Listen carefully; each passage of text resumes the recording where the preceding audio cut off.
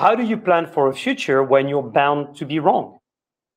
Paradoxically, because the future is now so hard to predict, you actually must look further ahead than ever before.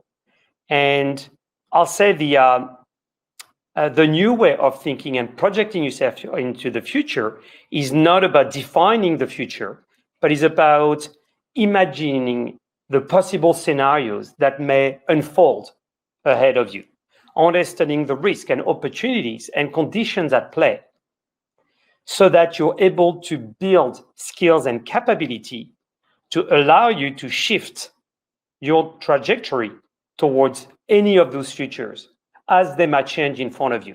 I think anyone who built a strategy pre-COVID, at the end of last year, probably would have had to rethink most of it 3 months later.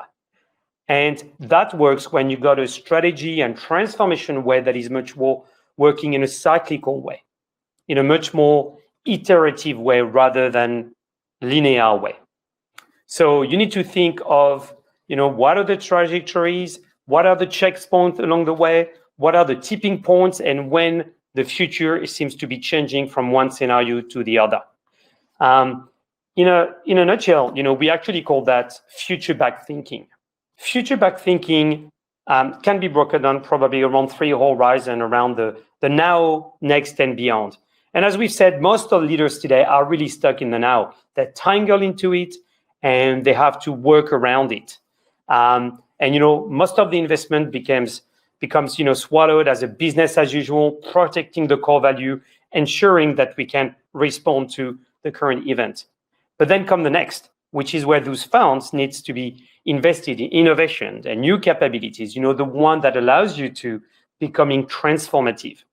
And then finally, the beyond will be around how you reinvent the industry, because the changes can be so fundamental that you have to change them. So that's probably the first part of what future-back looks like.